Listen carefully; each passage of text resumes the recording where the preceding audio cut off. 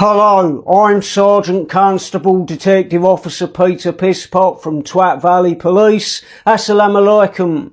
By now many of you will be aware of an unfortunate incident involving white Southampton University student Henry Nowak. After receiving reports of vile racist abuse against a poor oppressed Sikh gentleman, three extremely well trained female police officers, who were certainly not diversity hires, arrived at the scene to find the alleged racist Henry Nowak lying in a pool of his own blood.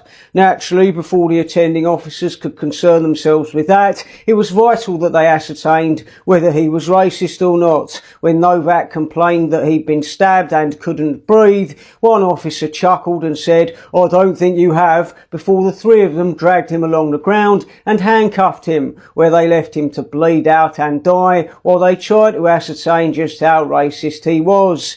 As it transpired, the Sikh gentleman had stabbed Nowak multiple times in self-defence with his perfectly lawful sharpened ceremonial knife that he was carrying strictly for religious purposes, and there had in fact been no racist attack at all. Police rigorously checked both Nowak and Nowak's father's phone for evidence of racist communications and could sadly find absolutely nothing. As it turns out, the Sikh gentleman had been lying to the police all along. The officers in attendance could not possibly have anticipated that.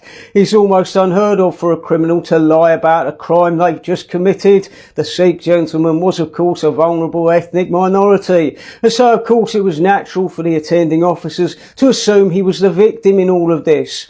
And of course, just because no evidence whatsoever exists of Nowak's racism, that doesn't necessarily mean that Nowak wasn't racist. He may well have been having racist thoughts in his head at the time when he was stabbed. We'll never know. The important thing to remember is that if you are a young white male in Britain now, you are very much a second-class citizen. And if you do find yourself in a situation where someone's tried to murder you, you must be ready to present compelling evidence that you are not a racist before police officers will offer you any kind of medical assistance. That's all just part and parcel of living in diverse, multicultural Britain. Stay safe out there. Assalamu alaikum. Namaste. Kumbaya.